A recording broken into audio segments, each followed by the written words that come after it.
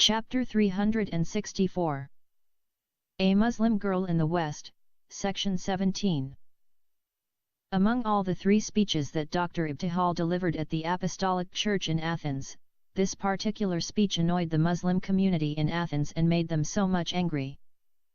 In this speech Dr. Ibtihal mentioned some stories about the Prophet Muhammad that only some Muslim scholars know.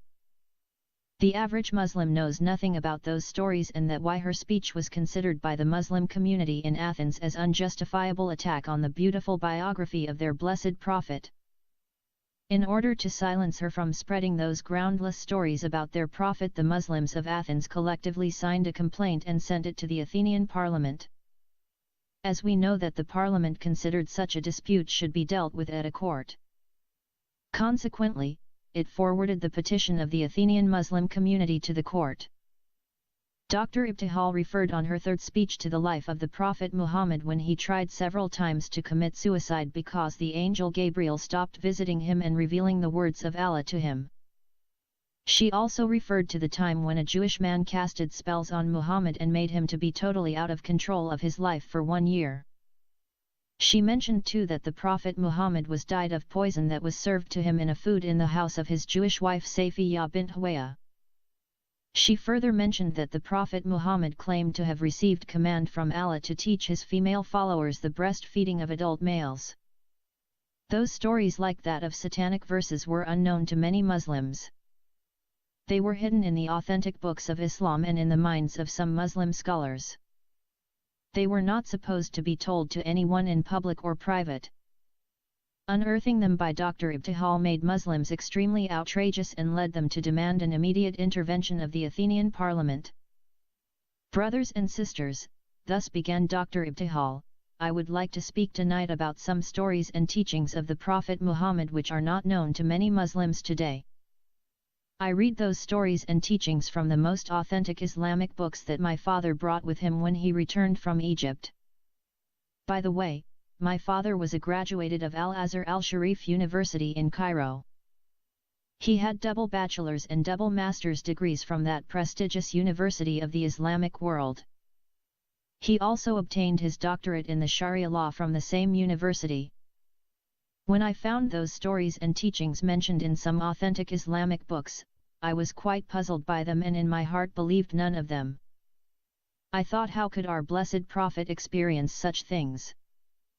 Being young and full of zeal and love for my Prophet and religion at that time, I just ignored them. Nonetheless, they were engraved in my memory and neither time nor place could erase them. The first story I would like to begin with was related to the first vision that the Prophet Muhammad saw when he was in a cave in a mountain. The story tells us that he was frightened by the vision that he saw in cave Hira. He ran to his first wife Khadija and asked her to cover him with clothes. He thought what appeared to him in the cave was a satanic creature. Khadija somehow assured him that what he saw was an angel and not a demon. She took him to her cousin, Waraka, who confirmed her words. Until this point every Muslim knows this story. What I am about to quote further is not known to millions of Muslims today. But after a few days Waraka died and the divine inspiration was also paused for a while, and the Prophet became so sad, as we have heard, that he intended several times to throw himself from the tops of high mountains, and every time he went up the top of a mountain in order to throw himself down, Gabriel would appear before him and say, O Muhammad, you are indeed Allah's apostle in truth, whereupon his heart would become quiet and he would calm down and would return home. And whenever the period of the coming of the inspiration used to become long, he would do as before, but when he used to reach the top of a mountain, Gabriel would appear before him and say to him what he had said before. Sahih al-Bukhari, Volume 9, Hadith number 111. Al-Tabari narrated the suicidal attempts of the Prophet differently. The Prophet Muhammad said, Now none of God's creatures was more hateful to me than an ecstatic poet or a man possessed. I could not even look at them. I thought, woe is me, poet or possessed, never shall Quraysh say this of me. I will go to the top of the mountain and throw myself down that I may kill myself and gain rest. So I went forth to do so, and then when I was midway on the mountain, I heard a voice from heaven saying, O Muhammad, Thou art the Apostle of God and I am Gabriel. Al-Tabari, Volume 9, page 167. There was no prophet in the Bible who tried to commit suicide. I don't believe God would put his prophet in such desperate and helpless situation. God spoke through all his prophets in the Old and New Testaments, but none of them felt the way Muhammad felt. It is hard to believe that the angel of God would force his message on the prophet of God the way Gabriel did with Muhammad. Aisha narrated, the angel came to him and asked him to read. The prophet replied, I do not know how to read. The prophet added, the angel caught me, forcefully, and pressed me so hard that I could not bear it any more. He then released me and again asked me to read, and I replied, I do not know how to read, whereupon he caught me again and pressed me a second time till I could not bear it any more. He then released me and asked me again to read, but again I replied, I do not know how to read, or, what shall I read? Thereupon he caught me for the third time and pressed me and then released me and said, read, in the name of your Lord, who has created man from a clot. Read, and your Lord is most generous, up to that which he knew not. Sahih al-Bukhari, Volume 9, Book 87, Hadith number 111. Can anyone believe that the same Gabriel who appeared to Mary in the New Testament was the same Gabriel that appeared to Muhammad in the cave of Hira? The angel Gabriel appeared to Mary and gave the message of God. He did not force the message of God on her, but Gabriel of Muhammad forced him to accept his message until the latter felt he was going to kill him. Muhammad became suicidal for a period of 3 years after Gabriel appeared to him. For such a long period of time he was not sure whether he was a soothsayer, possessed by demons, or messenger of God. During this period many times he said to himself, I will go to the top of the mountain and throw myself down that I may kill myself and gain rest. Al-Tabari, quoting from Sirat Rasul Alibi ibn Ishaq. Muhammad also suspected that he became mad. O Khadija, I see light and hear sounds and I fear I am mad. Al-Tabakat al-Kobra by Ibn Sa'ad. Asahah continued to narrate, then Allah's apostle returned with the inspiration, his neck muscles twitching with terror till he entered upon Khadija and said, cover me. Cover me. They covered him till his fear was over and then he said, O Khadija, what is wrong with me? Then he told her everything that had happened and said, I fear that something may happen to me. Sahih al-Bukhari, Volume 9, Book 87, Hadith number 111. No prophet of God in the Bible had been controlled by the power of magic. A Jewish man casted spells on Muhammad and controlled him for over 3 months.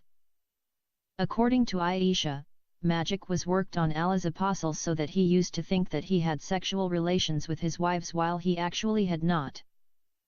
Then one day he said, O Aisha, do you know that Allah has instructed me concerning the matter I asked him about? 2 men came to me and one of them sat near my head and the other sat near my feet. The one near my head asked the other, what is wrong with this man? The latter replied, the man is under the effect of magic. The first one asked, who has worked magic on him? The other replied, Labid ibn al-Asam, a man from Bani Zurayk who was an ally of the Jews and was a hypocrite. The first one asked, what material did he use? The other replied, a comb and the hair stuck to it. The first one asked, where is that? The other replied, in a skin of pollen of a male date palm tree kept under a stone in the well of Darwan. So the Prophet went to that well and took out those things and said, that was the well which was shown to me in a dream. Its water looked like the infusion of henna leaves and its date palm trees looked like the heads of devils. The Prophet added, then that thing was taken out. Sahih al-Bukhari, Volume 7, Hadith number 660. The kind of magic that worked on Muhammad was described by one of his followers as the worst one. Urway related that Aisha said, the Messenger of Allah, may Allah bless him and grant him peace, was bewitched so that he would imagine that he had had intercourse with his wives when he had not. Sufyan said, "This is the worst type of magic when it does that." Sahih al-Bukhari, Book of Medicine, Chapter 79. For 6 months the Prophet of Islam remained in a state of not knowing what he was doing and fell very sick and lost the hair of his head due to that powerful magic. The Messenger of Allah, Allah bless him and give him peace, had a Jewish servant boy. The Jews approached him and kept after him until he gave them some fallen hair from the Prophet, Allah bless him and give him peace, as well as a few teeth from his comb. The Jews used these to cast a spell of black magic on him. The person who was behind this was the Jew Labid ibn al-Asam. He then put the hair in a well belonging to Banu Zurayq called Darwan. The Messenger of Allah, Allah bless him and give him peace, fell ill for a period of 6 months, during which the hair of his head fell off. He imagined that he slept with his wives when he did not, and was withering away without knowing the reason. Asbab Nuzul Surat Al-Falaq 113, 1-5 by Ali ibn Ahmed al-Wahidi. Muhammad also was poisoned by a Jewish girl called Zainab bint al-Harith. Zainab poisoned Muhammad as a revenge of what he did to her people. When the Apostle of Allah conquered Khaybar and he had peace of mind, Zainab bint al-Harith inquired, "Which part of the goat is liked by Muhammad?" They said, "The foreleg." Then she slaughtered one from her goats and roasted it, the meat. Then she wanted a poison that could not fail. The Apostle of Allah took the foreleg, a piece of which he put into his mouth. Bishr took another bone and put it into his mouth. When the Apostle of Allah ate one morsel of it, Bishr ate his and other people also ate from it. Then the Apostle of Allah said, "Hold back your hands. Because this foreleg informed me that it is poisoned." Thereupon Bishr said, "By him who has made you great, I discovered it from the morsel I took. Nothing prevented me from emitting it out, but the idea that I did not like to make your food unrelishing. When you had eaten what was in your mouth, I did not like to save my life after yours, and I also thought you would not have eaten it if there was something wrong." Bishr did not rise from his seat, but his color changed to that of Talsan, a green cloth. The Apostle of Allah sent for Zainab and said to her, "What induced you to do what you have done?" She replied, "You have done to my people what you have done. You have killed my father, my uncle, and my husband, so I said to myself, if you are a prophet, the foreleg will inform you, and others have said, if you are a king we will get rid of you." The Apostle of Allah lived after this 3 years till in consequence of his pain he passed away. During his illness he used to say, "I did not cease to find the effect of the poisoned morsel I took at Khaybar, and I suffered several times from its effect, but now I feel the hour has come of the cutting of my jugular vein." Al-Tabakat al-Kobra, IBN SA ad page 251-252. It is clear that the Jewish girl, Zainab bint al-Harith, wanted to kill Muhammad as a revenge for killing her father, uncle, and husband. Muslim historians and biographers tried to show that the food informed Muhammad that it was poisoned. Moreover, they made Zainab to say, "If you are a prophet, the foreleg will inform you," and others have said, "If you are a king we will get rid of you." Nevertheless, the incident of poisoning Muhammad and its consequences did not support any claim to supernatural intervention. First of all, Muhammad tested the morsel and the poison entered his body and eventually caused his death. The Apostle of Allah lived after this 3 years till in consequence of his pain he passed away. Secondly, his companion Bishr also knew the food was poisoned from its taste. Thirdly, Bishr died at the spot. Fourth, if the Prophet knew that the food was poisoned, why didn't he stop his companion Bishr from eating it? Or at the least, as the Prophet of God as he claimed, he should have raised Bishr from the dead. Brothers and sisters, I would like to conclude my speech by referring to the Egyptian Muslim scholar, Dr. Sayyid Mahmud al-Kimni. Al-Kimni said that Zainab bint al-Harith was immediately executed.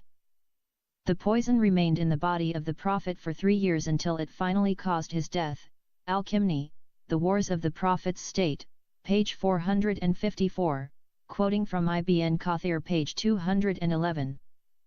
Al-Kimni concluded that, some Muslim historians and commentators believed that their prophet died as a martyr, Al-Kimni page 454, quoting from Ibn Kathir page 216.